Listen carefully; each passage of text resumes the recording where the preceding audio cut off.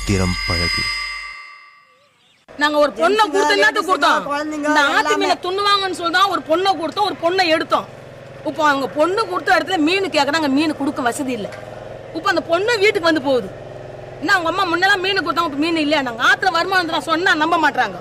அவங்களே இப்போ நிக்க வச்சு காமிச்சேன், பாருமா இந்த ஆத்துன்னு. அப்புறம் அவங்க தான் நம்பிக்கின்னு வீட்டுக்கு போனாங்க.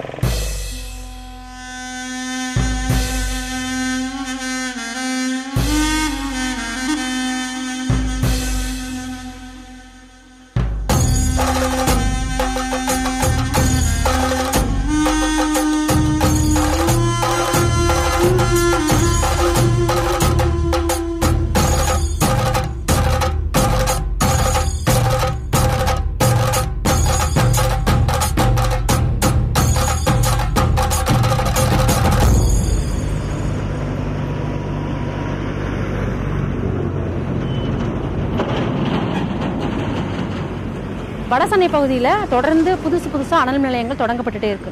அங்கே ஏற்கனவே இருக்கிற அனல் மின் நிலையங்கள்னால அதுலேருந்து வெளிவர சாம்பல் கழிவுகள்னால நிறைய விளைநிலங்கள் வந்து பால்பட்டு போச்சு அப்படின்னு ஏற்கனவே ரவுதிரம் பழகு நிகழ்ச்சியில் பண்ணியிருக்கோம். அந்த நிகழ்ச்சி பண்ணும்போது ஊரணம்பேடு பகுதியை சேர்ந்த ஒரு மீனவர் வந்து எங்கள்கிட்ட பேசினார். அவர் வந்து அவருக்கு நிற்கவே முடியல, உடம்பு நடுங்கிக்கிட்டே தொடர்ந்து எங்கள்கிட்ட பேசும்போது அவருக்கு என்ன பிரச்சனையாக இருக்கும் அப்படின்றத ஓரளவுக்கு யூகிக்க முடிஞ்சது. அவர் பேசுனதை பார்க்கும்போது, அவருக்கு சொன்ன பிரச்சனையை வச்சு பார்க்கும்போது, ஜப்பானில் மினமட்டா பகுதியில் பாதரச கழிவுகள் அதிகமாக இருக்கிற மீன்களை சாப்பிட்டு அங்கே இருக்கிற மக்கள் வந்து கடுமையான நரம்பு தளர்ச்சி நோய்க்கு ஆட்பட்டு வந்து நிறைய பேர் இறந்து போனாங்க. அந்த பாதிப்புகளை தேடினா நம்ம இன்னுமே நிறைய படிக்க முடியும். அந்த மாதிரி பிரச்சனைகள் வந்து வடசென்னை எண்ணூர் பகுதிகளில் பழவேற்காடு பகுதியில் இருக்குமோ அப்படின்ற சந்தேகம் வந்து தான் நாங்கள் அங்கே பயணித்தோம்.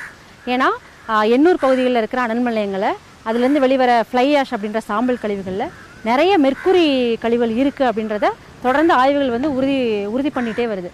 அப்போ மெர்க்குரி அந்த பகுதியில் இருக்குன்னா, மெர்க்குரி கண்டாமினேஷன் இருக்குன்னா, அங்கே இருக்கிற மக்களுக்கும் அங்கே இருக்கிற மீன்களுக்கும் மெர்க்குரி கண்டாமினேஷன் இருக்கும் அப்படின்றத நம்ம யாராலையும் மறுக்கவே முடியாது. வடசென்னையில் இருக்கிற அனல் நிலையத்தோட சாம்பல் கழிவுகள்னால மெர்க்குரி கண்டாமினேஷன் இருக்கும், அந்த பகுதியில் இருக்கும் அப்படின்னு தேடி போன ஒரு இடம் தான் காட்டுக்குப்பம். காட்டுக்குப்பம் வந்து கொசஸ்தலை ஆற்றோட கழிமுக பகுதியில் இருக்கிற ஒரு மீன்பிடி கிராமம். அதை மீன்பிடி கிராமம்னு சொல்ல முடியாது, அது வந்து இறால் பிடி தொழிலே நம்பி வாழ்ந்துட்டு இருந்த ஒரு கிராமம். ஆனால் இப்போ கொசஸ்தலை ஆறு வந்து முழுக்க அந்த அனல் மின் நிலையத்தோட கழிவுகள்னாலையும் எண்ணெய் சுத்திகரிப்பு கழிவுகள்னாலையும் முழுக்க பால்பட்டு கிடக்கு. இது எண்ணூர் கொசஸ்தலை ஆறுங்க. இந்த எண்ணூர் ETPCலேருந்து நாங்கள் வந்து தொழில் பண்ண ஆரம்பிப்போம். தொழில் பண்ணும்போது எங்களுக்கு காளாஞ்சி எங்களுக்கு தொழில் இருக்குது. அந்த தொழில் வந்து வர ரொம்ப 20 வருஷம் முன்னெல்லாம் அந்த ஆறு வந்து ரொம்ப சுத்தமாக இருந்தது. இங்கே வந்து படகு விநியோகம் அந்த விறகுலாம் விநியோகம் பண்ணியிருந்தாங்க. நம்ம பேசன் பிரிட்ஜ் வரைக்கும் வந்து ஆறு வந்து போயிருந்தது. அப்போ படகுலேயே போவாங்க. இந்த சரகத்தை பார்த்தீங்கன்னா அண்ணாண்ட போய் பார்த்தீங்கன்னா ஃபுல்லாக ஃபேக்ட்ரி தான். HPCL, அப்புறம் Zuari cement, IOCL, Indian oil, அப்புறம் வந்து ஆர்பாரு, வடச்சென்னை ரெண்டு ஸ்டேஜ் 1 ஸ்டேஜ் 2. அதுக்கப்புறம் இப்போ செப்பாக்கத்தில் ஒரு இது போடுறாங்க. இது மாதிரி சுற்றுவட்டார கம்பெனிகள் தான். நாங்கள் எப்படி தொழில் பண்ணோம்? எடுக்கிறதெல்லாம் எங்கள் ஆற்றுலேருந்து தான். தண்ணி எடுக்கிறது வந்து எங்கள் ஆறு தான். கழிவு நீர் கலக்கிறது எங்கள் ஆறு தான். கொசஸ்தலை ஆற்றோட கழிமுக பகுதி வந்து எவ்வளோ மாசுபட்டு இருக்கு, பால்பட்டு இருக்கு அப்படின்றத காட்டுறதுக்காக அந்த பகுதி மீனவ மக்கள் வந்து எங்களை உள்ள கூட்டிட்டு போனாங்க. அந்த ஆறு முழுக்கவே எண்ணெய் கழிவுகள், சாம்பல் கழிவுகள் எல்லாம் சேர்ந்து கருப்பு கலரில் இருக்குது அந்த தண்ணி. அந்த தண்ணியில் முகம் பார்த்தா அப்படி தெரியுது, கண்ணாடி மாதிரி. அந்த அளவுக்கு அது வந்து மாசுபட்டுருக்கு. அது மட்டும் இல்லாமல் அனல் நிலையத்திலேருந்து வர சுடு தண்ணி வந்து ஆறு மாதிரி அந்த கழிமுக பகுதியில் கலக்குது. இந்த சுடு தண்ணி கலக்கிறது, இந்த சாம்பல் மேடு தேங்கிறது, எண்ணெய் கழிவுகள்னால பகுதியில் இருக்கிற இறால்கள், சின்ன மீன்கள், அந்த மீன் வகையினங்கள் எல்லாமே இப்போ வந்து அழிஞ்சு போச்சு. வள்ளூர் அனல் மின் நிலையத்திலேருந்து இப்போ வர சுடு தண்ணி வந்து இறங்குனா உடம்புலாம் தோல்லாம் பிஞ்சுற அளவுக்கு இருக்குது. அவ்வளோ அதுவாக இருக்குது. அதே மாதிரி வடசென்னை அனல் மின் நிலையத்திலேருந்து சுடு தண்ணி வருது. ரெண்டும் வந்து கலக்கும் போது இறங்கி தொழில் பண்ணுறவங்களுக்கு அது முடியாது, எனர்ஜியே போயிடும். எங்கள் தொழிலை வந்து இப்போ வந்து இந்த பிரிட்ஜுக்கு அந்த பக்கம் தான் 3 பிரிட்ஜ் இருக்குது. அந்த 3 பிரிட்ஜ் அந்த பக்கம் தான்.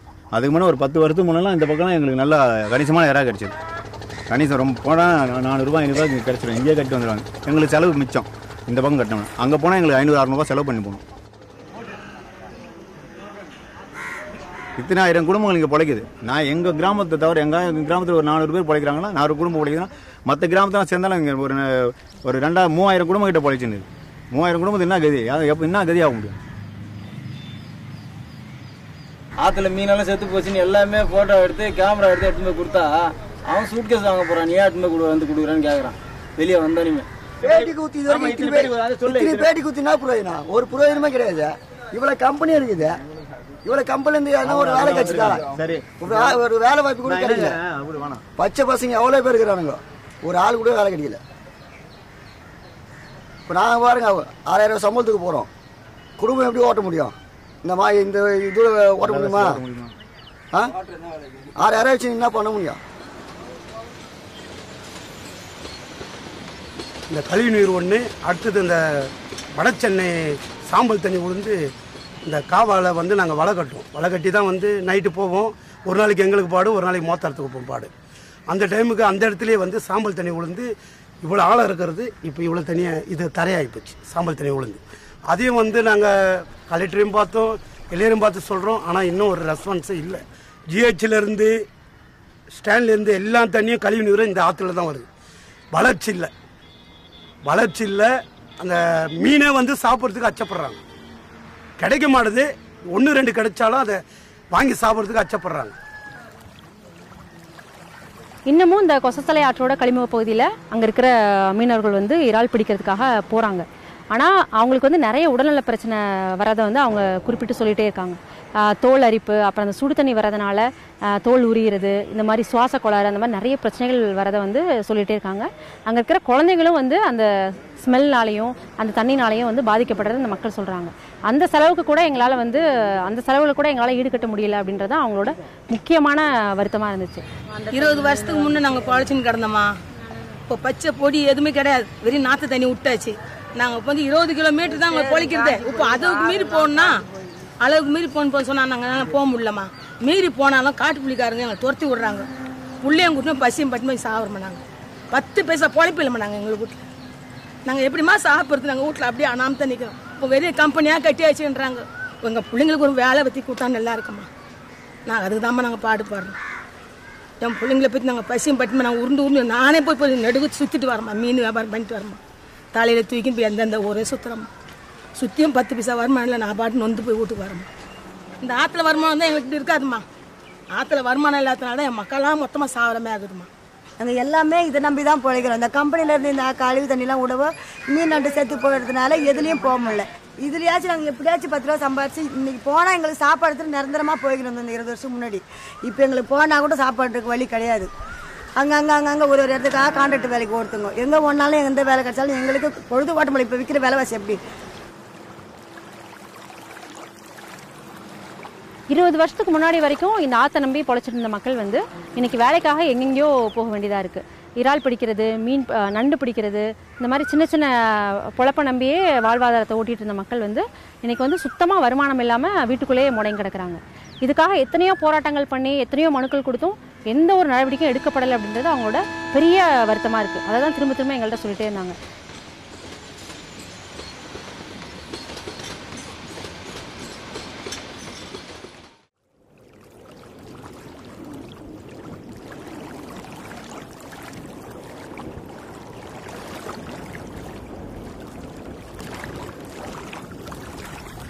பழவேற்காடு ஏரி சென்னையோட ஒரு முக்கியமான அடையாளம். இந்திய அளவில் பார்க்க போனால் 2வது மிகப்பெரிய நன்னீர் ஏரி. புவியியல் அடிப்படையில் சொல்லணும்னா இது ஒரு லகூன் அப்படின்னு சொல்கிறாங்க. அதாவது கடல் நீரும் நன்னீரும் சேர்ற ஒரு பகுதி. இப்படி ஒரு லகூனாக இருக்கிறதுனால இயல்பாகவே நத்தைகள், இறால், நண்டு இந்த மாதிரியான ஓடு உடைய மெல்லுடலிகள்லாம் குஞ்சு பொரிக்கிற ஒரு முக்கியமான ஒரு பகுதியாக தான் இந்த லகூன்கள்லாம் இருக்கும். அப்படி பார்க்கும் பொழுது பழவேற்காடு மிக முக்கியமான ஒரு ஏரியா. IUCN, WWF மாதிரியான சுற்றுச்சூழல் பாதுகாப்பு அமைப்புகள்லாம் பழவேற்காடு ஏரியை மிகவும் பாதுகாக்கப்பட வேண்டிய பகுதியாக அறிவிச்சிருக்காங்க. பழவேற்காடு ஏரியை சுற்றி இருக்கிற குப்பங்களுக்கு இந்த எபிசோடுக்காக போனோம். அங்கே துரை மகேந்திரன்கிற ஒரு மீனவரை சந்தித்தோம். ஒரு காலத்தில் மீன்பிடி தொழிலில் ஈடுபட்ட இவர் இப்போ தனியார் கம்பெனியில் தான் வேலைக்கு போயிட்டுருக்கிறாரு. சுற்றியும் இருக்கிற அனல்மின் நிலைய கழிவுகளால் பழவேற்காடு ஏரியும் அதை சுற்றி இருக்கிற பகுதிகளும் முழுக்க மாசுபாடு அடைஞ்ச பிறகு மீன்பிடி தொழிலை நம்பிலாம் யாருமே இருக்க முடியாதுங்கிறத அவர் எங்கள்கிட்ட ஆணித்தரமாக சொன்னார். வைரவன் குப்பத்தில் ஊர் தலைவராக இருக்கிற ஜானகிராமன்ட்ட பேசணும். பழவேற்காடு சார்ந்த பகுதியிலலாம் மீன் பிடிக்க போனால் உடம்புலையெல்லாம் சொறி, சிறங்கு, தடிப்பு இந்த மாதிரியான பிரச்சனைகள்லாம் மீனவர்களுக்கு வரும். இந்த மாதிரியான பிரச்சனை இல்லாத மீனவர்களே பார்க்க முடியாது அப்படிங்கிறத ஜானகிராமன் எங்கள்கிட்ட சொன்னார். முதல்ல ஈபி வந்துச்சு இந்த பக்கம். ஈபி வந்து கடலில் அப்போ சுட்டரிக்க விட்டாங்க. அப்போவே நாங்கள் பாதிக்குது, கடலோர ஈபி சுடு தண்ணி விடுவாங்க அப்படின்றதுக்காக சில மனுக்கள் எல்லாம் அரசாங்கத்து மூலிமா தெரிவித்தோம். அதே மீறி இங்கே வேணும் அப்படின்றதுக்காக ஈபி வந்துடுச்சு. கட்டி முடிச்சுட்டப்போ சுடு தண்ணி விட ஆரம்பித்தாங்க. சுடு தண்ணி கடலில் இப்போ ஓரம் போகிறது, கரை ஓரம் மீனே கிடைக்கிறதில்ல. அதனால் சில போராட்டங்கள் எல்லாம் பண்ணோம். ஆற்றுல சுத்தமாகவே சுடு தண்ணி விட்டப்போ மீனெல்லாம் இறந்துடுச்சு. சின்ன சின்ன குஞ்சிலிருந்து பெரிய மீன் எல்லாம் ஆற்றுல இறா முதல்னு இறந்து போச்சு. அதனால் நாங்கள் ரொம்ப பிழைப்புக்காக கடல்லையும் ஒன்றும் கிடைக்கல, ஆற்றுலேயும் ஒன்றும் கிடைக்கல. ரெண்டுமே இருக்கோம். இப்போ கடலும் ஆறு நம்பி தான் இருக்குது, ஆறும் கடல் நம்பி தான் இருக்குது. அதனால் கடலில் இருக்கிற ஆற்றுல குஞ்சு பொறிச்சு தான் கடலுக்கு வருது. அதே கடல் தண்ணி ஆறும் பாய்ஞ்சா தான் நாங்கள் போக்குவரத்து நல்லா இருக்கும். அதனால தான் உற்பத்தியே அங்கே கடல் மோத்தார உள்ள இந்த பக்கம் ஓரெல்லாம் உற்பத்தியாக இருக்குது. இப்போ முன்னெல்லாம் வந்து இங்கே கரையோரத்தில் கேளுன்னா சில பூச்சிலாம் இருக்கும், புழு அதெல்லாம் தென்படும். இப்போ ஒரு புழுவும் கிடையாது இந்த தண்ணி ஊறுறதுனால. பழையவேற்காடு ஏரி சுத்தமாக இந்த அனல் மின் நிலைய கழிவுகளால் நாசமாகிடுச்சு. மீன்கள்லாம் எங்கள் கண்ணுக்கு எதிரே கொத்து கொத்தாக செத்து கிடக்கிறதெல்லாம் நாங்கள் பார்த்துருக்கோம். இதுக்கு எதிராக எவ்வளோ போராட்டம் பண்ணால் கூட எந்த நடவடிக்கையும் எடுக்கப்படலை. இனிமேல் நாங்கள் இதை பற்றி யார்கிட்டையுமே சொல்கிறது கூட எங்களுக்கு விருப்பம் இல்லை. எங்களுடைய பிழைப்பு வந்து தினசரி வேலைக்கு போனால் தான் ஏதாவது சாப்பாடு அன்றைக்கே உறுதியாகுங்கிற நிலமையில் போராட்டத்தை தினசரி தொடர்ந்துட்டு இருக்கிற வலுவெலாம் எங்களுக்கு கிடையாது. அப்படிங்கிற ஒரு விரக்தி இந்த மக்கள்கிட்ட இருக்குது. மீன் வரத்து குறைஞ்சி போச்சு. காரணம் என்னன்னு கேட்டால், இப்போ வந்து இந்த எண்ணூர் அனல் மின் நிலையத்துலேருந்து இந்த கழிவு நீரை வெளியேற்றுறாங்க. கழிவு நீரை வெளியேற்ற இடத்துல வந்து அந்த கழிவு நீர் வந்து கடல்லையும் ஆற்றுலையும் கலந்து வர்றதால அந்த மீன் இனம் வந்து அழிஞ்சு போகுது.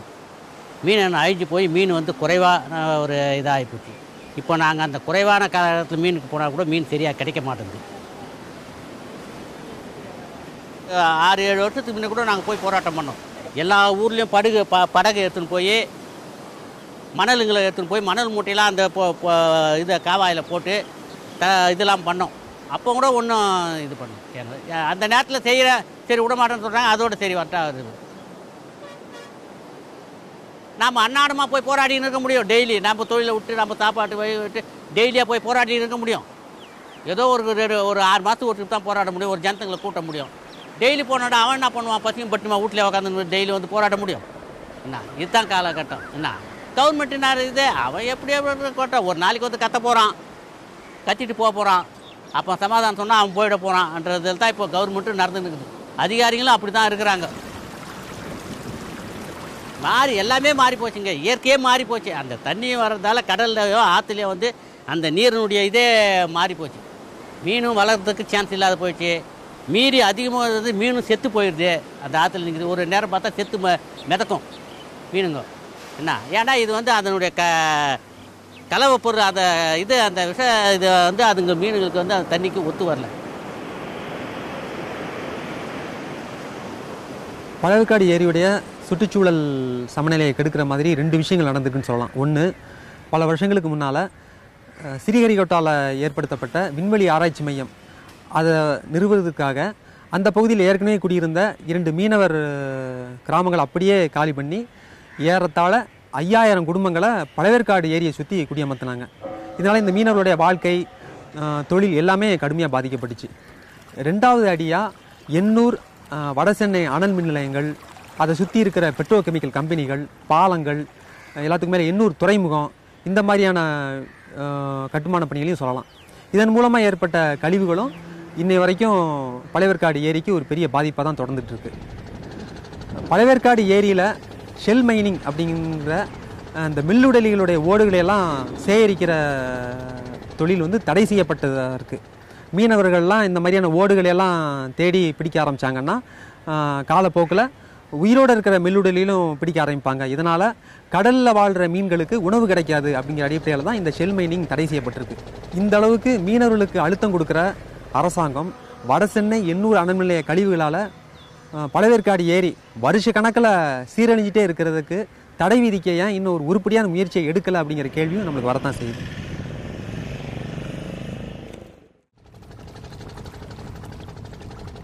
ரெண்டாயிரத்தி 15 ஜூலை மாதம் வந்து அண்ணா யூனிவர்சிட்டியோடு சேர்ந்து 2 ஆராய்ச்சி நிலையங்கள் எண்ணூர் பகுதி அப்புறம் பழவேற்காடு பகுதியில் இருக்கக்கூடிய மீன்களில் அதிக அளவு வந்து மெர்க்குரி கண்டாமினேஷன் இருக்குது அப்படிங்கிறத வந்து அறிவித்தாங்க. கடந்த வருஷம் இதே மாதிரியான ஒரு ஆய்வு முடிவு வந்தது. 2012 கூட சிஜி தாமஸ் அண்ட் அப்பாஸ் அப்படின்னு 2 பேர் வந்து தனியார் பல்கலைக்கழகங்களில் வேலை பார்க்குறாங்க. இவங்களும் வந்து இந்த பகுதியில் இருக்கக்கூடிய அக்வாட்டிக் உயிரினங்களில் குறிப்பாக வந்து மீன்களில், இறால் மீன்களில், மடவி மீன் இது மாதிரியான உயிரினங்களில் வந்து அளவுக்கு அதிகமாக வந்து காட்மியம், ஆர்சனிக், மெர்க்குரி இது மாதிரியான 5 கன உலோகங்கள் அதிக அளவில் இருக்குது. இதெல்லாமே நம்ம வந்து எவ்வளோ இருக்கலாம்னு சொல்கிறோமோ அதை விட 2 மடங்குலேருந்து 5 மடங்கு அளவுக்கு அதிகமாக இருக்குது அப்படின்ற மாதிரி சொல்லியிருக்காங்க. இதனுடைய மோசமான விளைவு வந்து மீன்கள் முழுக்க வந்து ஆர்சனிக்னாலையும் பாதரச கழிவுகள்னாலையும் பாதிக்கப்பட்டிருக்கு. அந்த மீன் வந்து உண்ணத்தகுந்தது அல்ல அப்படிங்கிற மாதிரியான ஆய்வு தான் இவங்களுடைய ஆய்வாக இருக்குது. அதிலும் குறிப்பாக வந்து பழவேற்காடு பகுதியில் வந்து போலிசேட் அப்படின்னு சொல்லக்கூடிய ஒரு பூச்சின்னு சொல்லுவாங்க அந்த பகுதியில். அதை வந்து எடுத்து கொண்டு போய் நம்ம இறால் பண்ணைகளில் வந்து உணவாக பயன்படுத்துகிறாங்க. கிட்டத்தட்ட 900 குடும்பங்களுக்கு அதிகமானவங்க வந்து அந்த பகுதியில் வந்து இந்த பூச்சி எடுக்கிறது அப்படிங்கிறது தொழிலாக நடத்திட்டு இருக்காங்க. ஆனால் இந்த பூச்சி அப்படிங்கிறது ஒரு நல்ல நீர் இருக்க பகுதியில் வளரவே வளராது, உயிரோடு இருக்க முடியாது. அது பொல்யூட்டான வாட்டரில் மட்டும்தான் இந்த மாதிரி பாலிசேட் அப்படின்னு சொல்லக்கூடிய அந்த பூச்சி வந்து உயிரோடு இருக்கும். இது உயிரோடு இருக்குனாவே அந்த தண்ணீர் வந்து ரொம்ப மோசமாக பொல்யூட் ஆகிருக்கு அப்படிங்கிறதுக்கான ஒரு இண்டிகேட்டர் அப்படின்னு தான் சொல்கிறாங்க. ஆனால் இப்போது சமீபத்தில் இந்த பிரச்சனை தொடர்ந்து வர்றதுனால அங்கே கூடிய விவசாய கிராமங்கள் மீன் இருக்கக்கூடிய 15,000-20,000 ஹெக்டர் இருந்த அந்த ஏரியோட பரப்பு நீ கொஞ்சம் கொஞ்சமாக சுருங்க ஆரம்பிக்கும் போது அங்கே இருக்கிற தண்ணிகளை ஃபுல்லாகவே வந்து கருப்பாகவே ஆகிப்போச்சு. இப்போது ஒரு சமீபத்தில் நடந்த ஒரு ஆய்வில் அங்கே இருக்கக்கூடிய அந்த மீன்கள் வந்து சாப்பிடக்கூடியது வந்து தொழுநோய் வந்து பரவுது அப்படின்லாம் இந்த பேப்பரில் வந்து வந்துருந்தது. சமீபத்தில் கூட வடசென்னை ஈபி தொடங்குறதுக்காக அடுத்த நெக்ஸ்ட்டு அதாவது 2வது வடசென்னை ஈபி தொடங்குறதுக்காக முடிவு செய்தாங்க. அந்த முடிவு செய்யும்போது கூட குறைத்திருக்க கூட்டத்தில் கூட நாங்கள் வந்து திட்டவட்டமாக சொன்னோம், இதோ முற்றிலுமே வரவாகவே இந்த இடத்துல இருந்து இது எடுத்துடணும். ஏன்னா இது வந்து முழுக்க விவசாய கிராமம் மீனவர் மக்கள் பாதிக்குது. இது எப்படி பாதிக்குது அப்படின்னா நாங்கள் வந்து ஆதாரப்பூர்வமாக காட்டினோம். தொழுநோய் வர்றது, கேன்சர் வர்றது, பக்கவாதங்கள் வர்றது, இந்த மாதிரி நோய்கள்லாம் நிறைய வந்து இப்போ அந்த எண்ணூர் பகுதியில் அதே சார்ந்திருக்கக்கூடிய பழவேற்காட்டு பகுதியில் முழுக்க அந்த ஏரியை சார்ந்த பார்முகத்து மூலயமா தான் உற்பத்தி அதிகமாகும். அந்த பார்முகத்திலே வந்து நிறைய கழிவுகளை விட சுத்தமாகவே அந்த உற்பத்தியை ரொம்ப குறைய ஆரம்பிக்குது. இப்போது அங்கே இருக்கக்கூடிய எண்ணூர் பகுதியில் இருக்கிற கிராமங்கள்லேருந்து இங்கே இருக்கக்கூடிய பழவேற்காடு அருகாமையில் இருக்கிற கூனங்குப்பம் கிராமங்கள் வரையிலே முழுக்க கரை தொழில் செய்கிற மீனவர்கள் முற்றிலுமே அழிஞ்சிட்டாங்க. இப்போ யாருமே அந்த கடல் சொல்லிக்கிற மீனவர்கள் இல்லை. உலகத்திலே பெரிய குப்பை தொட்டி வந்து கடல் தான். என்ன பண்ணாலும் கடல் வந்து உள்வாங்கிக்குதுன்றனாலே நம்ம எல்லா கழிவுகளையும் தொடர்ந்து கடல்லே கொட்டிக்கிட்டே இருக்கும். நம்ம கடல் எல்லைக்கு வெளியிலேருந்து வரக்கூடிய பிரச்சனைகளை வந்து வேறு மாதிரி அணுகிறோம். ஆனால் கடல் எல்லைக்குள்ளே இருந்து நாமளே அந்த கடல் மேலே எந்த அளவுக்கு வன்முறை செலுத்துகிறோமோ அதை பற்றி குறிப்பாக யாருமே கவனிச்சிக்கிறதே கிடையாது. இது ஒட்டுமொத்தமாக நம்முடைய மீனவர்களுடைய வாழ்க்கையை வந்து கேள்விக்குள்ளாக்குது. மீன் வளம் கிடைக்கிறதையும் கேள்விக்குள்ளாக்குது. குறைந்த அளவில் புரோட்டீன் கிடைக்கிற உணவுப் பொருள் கிடைக்கிற இந்த விஷயத்தை எல்லாத்தையுமே காலி பண்ணுது. வருங்காலத்தில் எங்கள் தொழில் பண்ண முடியாது, அவ்வளோதான். எங்கள் குடும்பங்கள்லாம் அழிஞ்சு போக வேண்டியது தான். யார் இதெல்லாம் உத்தரவாதம் கொடுக்குறது? இத்தனை கம்பெனி வரந்தால் கம்பெனி வந்து எங்கள் மாட்டு வேலை கொடுக்க சொல்லுங்கள், அப்படிலாம் எங்கள் ஆற்றை சுத்தம் பண்ணி கொடுத்து சொல்லுங்கள்.